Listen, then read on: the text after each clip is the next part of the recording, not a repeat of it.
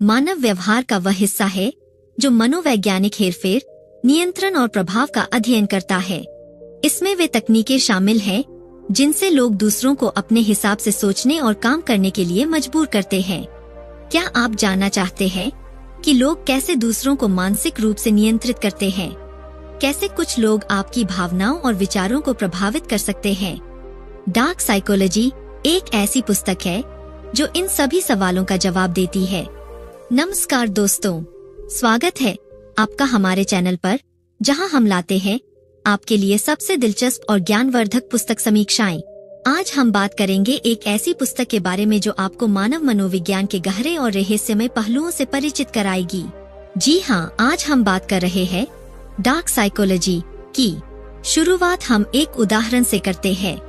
मान लीजिए कि एक ऑफिस में एक व्यक्ति राजेश अपने सहकर्मी सुरेश को किसी खास प्रोजेक्ट में अपने अनुसार काम करवाना चाहता है। राजेश डार्क साइकोलॉजी की तकनीकों का उपयोग करके सुरेश को मनोवैज्ञानिक रूप से नियंत्रित करता है। मनोवैज्ञानिक हेरफेर का उपयोग। राजेश ने देखा कि सुरेश को अपनी मेहनत का बहुत गर्व है और वह हमेशा तारीफ की अपेक्षा करता है। राजेश ने इसे अपने लाभ के लिए इस्तेमाल किया। हर बार जब सुरेश कोई छोटा सा काम भी ठीक से करता, राजेश उसकी खूब तारीफ करता और उसे प्रोत्साहित करता। सुरेश को लगता कि राजेश वास्तव में उसकी मेहनत की कद्र करता है और वह उसकी तारीफों के चलते और अधिक मेहनत करता। एक दिन जब सुरेश ने एक महत्वपूर्ण रिपोर्ट पर काम किया, राजेश ने अचानक से उसकी कुछ गलतियां निकालनी शुरू कर दी। सुरेश को लगा कि उसकी मेहनत की कद्र नहीं हो रही और वह निराश हो गया। राजेश ने सुरेश से कहा कि यह सब ठीक करने के लिए और मेहनत की जरूरत है, और यह कि अगर वह और मेहनत करेगा तो उसकी मेहनत की सही कद्र होगी। इस प्रकार सुरेश ने खुद को साबित करने के लिए और अधिक मेहनत करने का फैसला किया। भावनात्मक नियंत्रण का प्रभाव। इसके बाद राजेश ने धीरे धीरे सुरेश को यह विश्वास दिलाना शुरू किया कि वह केवल राजेश की मदद से ही अपने करियर में सफल हो सकता है। राजेश ने सुरेश को यह बताते हुए कि उसकी तरक्की का रास्ता केवल वही दिखा सकता है, उसे अपने ऊपर निर्भर बना लिया। राजेश ने सुरेश के काम की निगरानी शुरू कर दी और उसे नियमित रूप से सुझाव देने लगे। सुरेश को लगा कि राजेश के बिना वह काम नहीं कर सकता और उसने राजेश के सुझावों को मानना शुरू कर दिया। दबाव और नियंत्रण। राजेश ने सुरेश को अन्य सहकर्मियों से दूर रखना शुरू कर दिया ताकि वह केवल राजेश पर निर्भर रहे। इसके लिए उसने सुरेश को यह बताया कि बाकी सहकर्मी उसकी सफलता से जलते हैं और उसे नुकसान पहुंचा सकते हैं। राजेश ने सुरेश को यह भी समझाया कि अगर वह दूसरों के साथ मिलकर काम करेगा तो उसकी तरक्की की संभावनाएं कम हो जाएंगी। सुरेश ने राजेश की बातों पर यकीन कर लिया और उसने अन्य सहकर्मियों से दूरी बनाना शुरू कर दी। आत्मनिर्भरता और अलगाव। जैसे जैसे समय बीता, सुरेश ने पाया कि वह पूरी तरह से राजेश पर निर्भर हो गया है।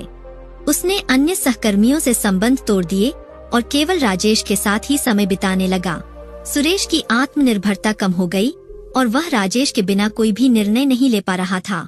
राजेश ने सुरेश की इस स्थिति का पूरा फायदा उठाया।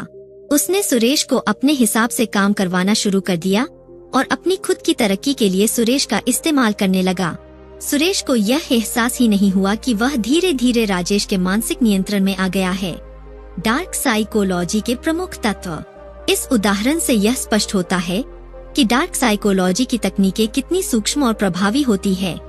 इसमें कई प्रमुख तत्व शामिल होते हैं, जैसे एक मनोवैज्ञानिक हेरफेर। यह वह तकनीक है जिसे लोग दूसरों की सोच और व्यवहार को नियंत्रित करने की कोशिश करते हैं। 2 नार्सिसिज्म। यह एक ऐसा व्यक्तित्व विकार है जिसमें व्यक्ति स्वयं को अत्यधिक महत्व देता है और दूसरों की भावनाओं का आदर नहीं करता। 3 साइकोपैथी। इसमें व्यक्ति की भावनाएं और संवेदनाएं कम होती है और वह बिना किसी पछतावे के दूसरों को नुकसान पहुंचा सकता है। 4 मनोवैज्ञानिक दुर्व्यवहार। इसमें किसी व्यक्ति को मानसिक और भावनात्मक रूप से चोट पहुंचाने की तकनीकें शामिल हैं। निष्कर्ष। इस उदाहरण से आप समझ सकते हैं कि डार्क साइकोलॉजी कैसे काम करती है और लोग इसका उपयोग कैसे करते हैं।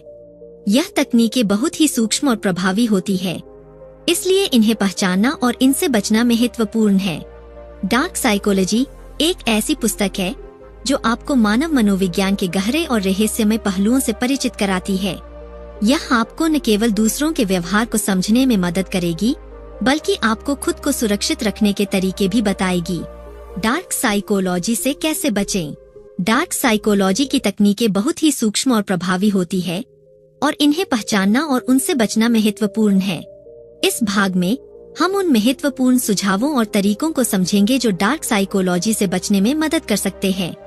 साथ ही एक लंबा उदाहरण भी देंगे जो इन तकनीकों को स्पष्ट करेगा। आत्मज्ञान।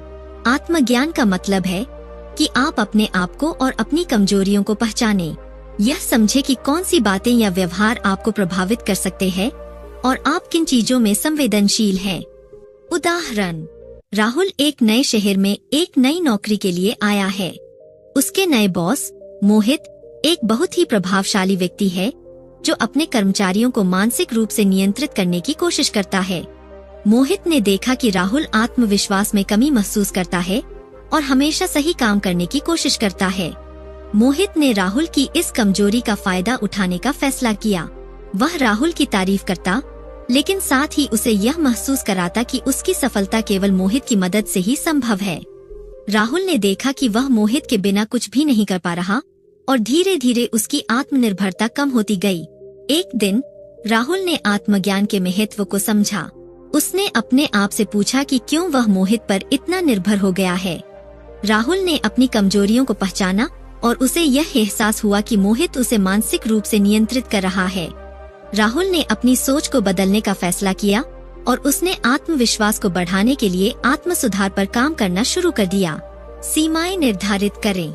लोगों के साथ अपने संबंधों में सीमाएं निर्धारित करें और उन्हें पालन करें। यह सुनिश्चित करें कि कोई भी व्यक्ति आपकी सीमाओं का उल्लंघन न करे और आप मानसिक रूप से सुरक्षित रहें। उदाहरण, प्रीति एक बहुत ही संवेदनशील और दयालु व्यक्ति है।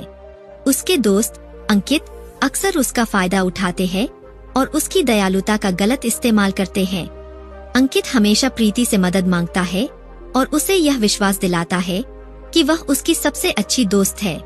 एक दिन प्रीति ने महसूस किया कि अंकित उसकी दयालुता का गलत फायदा उठा रहा है और वह मानसिक रूप से थक चुकी है। उसने फैसला किया कि वह अंकित के साथ अपने संबंधों में सीमाएं निर्धारित करेगी। प्रीति ने अंकित को साफ साफ बता दिया कि वह उसकी मदद तभी करेगी जब वह खुद मानसिक रूप से स्वस्थ महसूस करेगी। उसने अंकित से कहा कि वह उसकी समस्याओं का समाधान खुद करने की कोशिश करे और अपनी सीमाओं का सम्मान करे। इस प्रकार प्रीति ने अपने संबंधों में सीमाएं निर्धारित की और खुद को मानसिक रूप से सुरक्षित रखा। मजबूत आत्मसम्मान। अपने आत्मसम्मान को मजबूत करें ताकि कोई भी आपको मानसिक रूप से प्रभावित न कर सके। यह सुनिश्चित करें कि आप खुद पर विश्वास करें और अपनी क्षमताओं को समझें। उदाहरण, आरव एक बहुत ही मेहनती और ईमानदार व्यक्ति है, लेकिन उसके सहकर्मी नेहा हमेशा उसकी गलतियां निकालती रहती है और उसे नीचा दिखाने की कोशिश करती है। नेहा का उद्देश्य आरव को मानसिक रूप से कमजोर बनाना और उसे अपने नियंत्रण में करना है।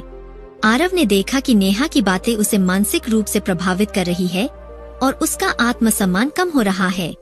उसने फैसला किया कि वह अपने आत्मसम्मान को मजबूत करेगा और नेहा की बातों का प्रभाव अपने ऊपर नहीं होने देगा।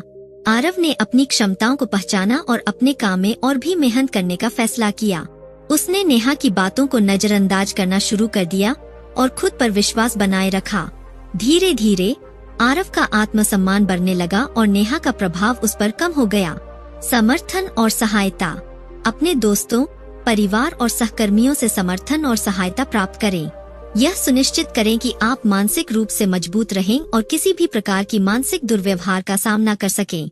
उदाहरण, स्मिता एक नई नौकरी में आई है और उसके बॉस राजीव एक बहुत ही सख्त और नियंत्रित करने वाले व्यक्ति हैं। राजीव ने स्मिता को मानसिक रूप से नियंत्रित करने की कोशिश की और उसे अपने अनुसार काम करवाना चाहा। स्मिता ने देखा कि राजीव का व्यवहार उसे मानसिक रूप से प्रभावित कर रहा है और वह अपनी क्षमताओं पर विश्वास खो रही है। स्मिता ने अपने दोस्तों और परिवार से इस बारे में बात की और उनसे समर्थन प्राप्त किया। उसने अपने सहकर्मियों से भी मदद मांगी और उन्होंने उसे मानसिक रूप से मजबूत रहने के लिए प्रोत्साहित किया। स्मिता ने देखा कि जब उसे समर्थन मिला तो वह मानसिक रूप से मजबूत हो गई और राजीव का प्रभाव उस पर कम होने लगा।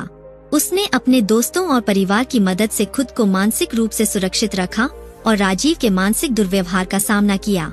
जागरूकता और शिक्षा। डार्क साइकोलॉजी के बारे में जागरूक रहें और इसके तकनीकों को समझें। इससे आप मानसिक दुर्व्यवहार को पहचान सकेंगे और उससे बचने के तरीके जान सकेंगे।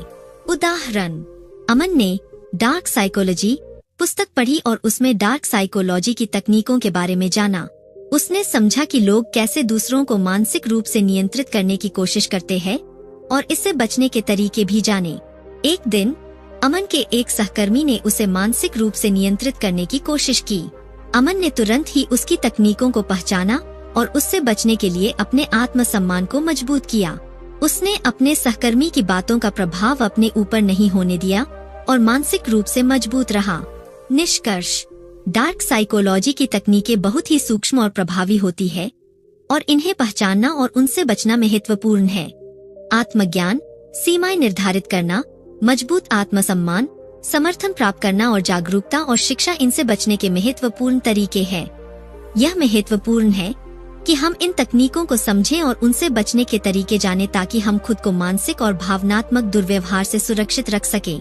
डार्क साइकोलॉजी एक ऐसी पुस्तक है जो आपको इन तत्वों के बारे में विस्तार से जानकारी देती है और आपको दूसरों के व्यवहार को समझने में मदद करती है। आत्मज्ञान, आत्मज्ञान का मतलब है कि आप अपने आप को और अपनी कमजोरियों को पहचानें। यह समझे कि कौन सी बातें या व्यवहार आपको प्रभावित कर सकते हैं और आप किन चीजों में संवेदनशील हैं। आत्मज्ञान न केवल आपको डार्क साइकोलॉजी की तकनीकों से बचाने में मदद करता है, बल्कि यह आपके मानसिक और भावनात्मक स्वास्थ्य को भी मजबूत करता है। आत्मज्ञान के महत्वपूर्ण पहलू: एक, खुद को समझना, अंडरस्टैंडिंग वन सेल्फ, अपने विचारों, भावनाओं और व्यवहारों का विश्लेषण करना, अपनी कमजोरियों और ताकतों को पहचानना।